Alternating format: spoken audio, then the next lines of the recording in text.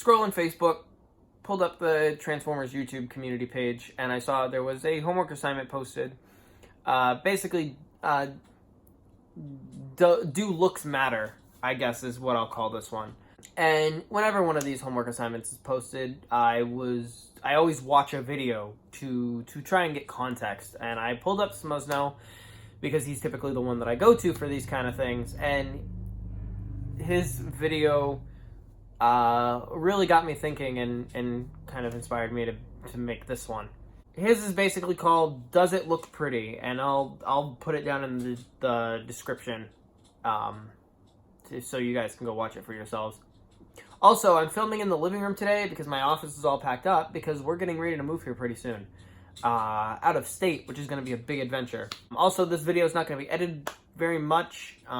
It might be kind of chopped together, but for the most part, I'm a lazy fuck, so I'm going to leave it the way it is. Now, essentially what he was talking about was, does it have to look pretty?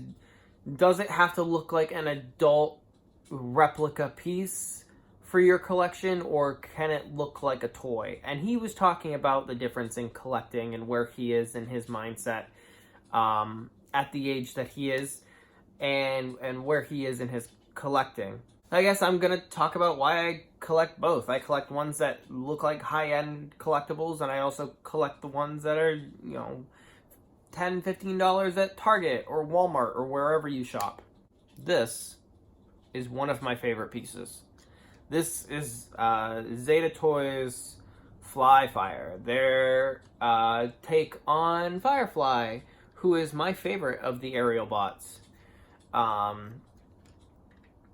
Now, the reason I have him out is because he is a perfect example of what I mean by looks pretty and looks like the cartoon.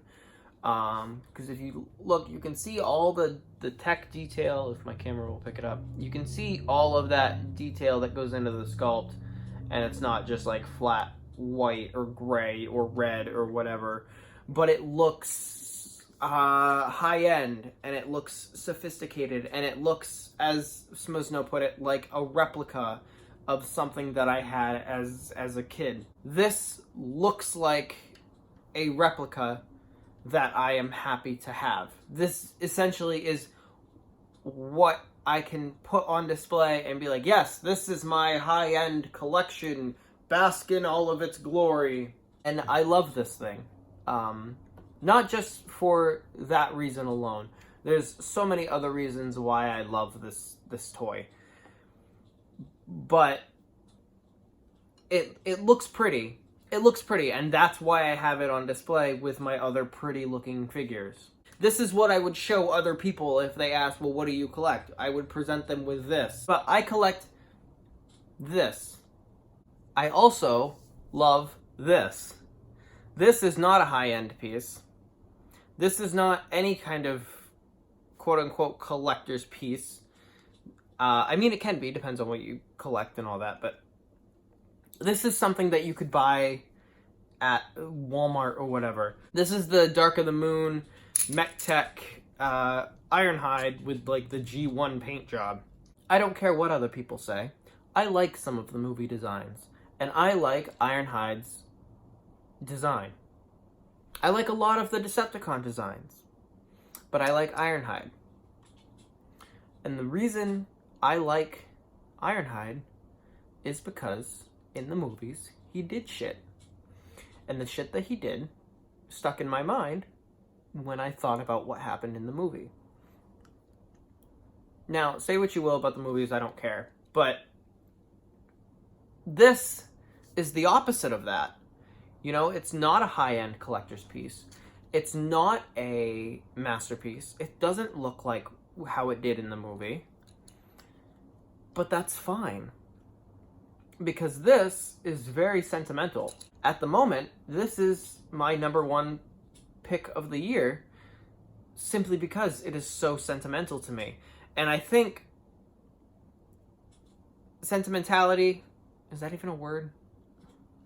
Sentimental value is the reason why people collect stuff like this. Or stuff like Energon. Not a lot of people liked Energon toys. Some of them are really good, some of them are really bad, and there are people who like the really bad ones. And they like it for a specific reason. And I like this for a specific reason. And that specific reason is when we told my almost 12-year-old brother that we were moving out of state, he got kind of emotional, but he was also very brave and very happy for us and whatnot. And when he went to Goodwill, he found this, and he said, I have to buy this. This is perfect for Bub.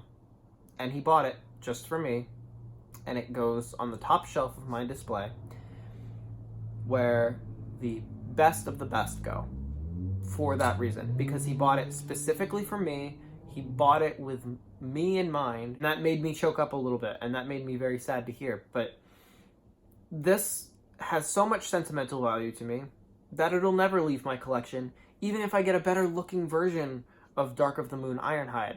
Whether it be the Studio Series Voyager, whether it be the Masterpiece one, whether it be anything else. This is my definitive movie Ironhide. And nobody can change my mind. Even if you show me a big fancier version of this exact mold, just bigger, in these colors, I don't care, because it's not this one. So, in this case, looks don't matter. It doesn't look like a Masterpiece figure. It doesn't look like something that I would display, with my Masterpiece stuff. But it's the definitive version of this character because of its value to me. And I have no clue how to transform it. I've only transformed it once, and that was very hard and very much a struggle.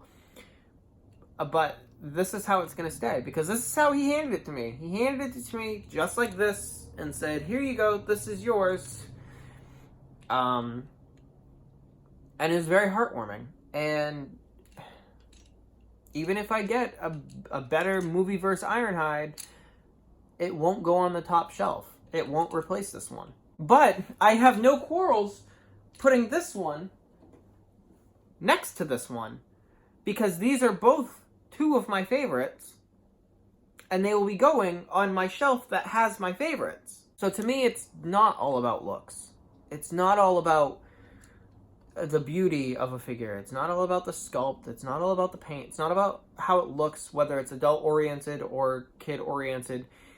If I like this movie figure, and I like that Masterpiece figure, they're going to go on the same shelf as my favorites. Because when we move, I will have a favorite shelf, and that's where they will go. My cat just knocked something over. I don't know what it was. I don't know if this is exactly what it was meant to go, like how the discussion was meant to go. I don't know if this was even supposed to be part of the discussion. But that's how I feel. It doesn't have to look beautiful. It doesn't have to look screen accurate. It doesn't have to look exactly as it should. As long as it means something to me or to whoever is collecting, it should belong in their collection. If it means something to you, sentimental, nostalgic, whatever the case may be, if it means something to you, personally, it belongs in your collection. I'm going on like 11 minutes now. Holy crap. But that's it from me. I know this video is kind of weird, not normally what I post. I'm going to try and get another review done later, no promises, but yeah, that's it from me. I'm really glad to hear that Smosno's doing well. If he watches this video, I'm really glad that you guys are doing okay. And from me and the fat girl, we wish you guys have a wonderful day. Like, subscribe, do whatever it is you guys do, and I will see you all in the next video. And until then, bye-bye.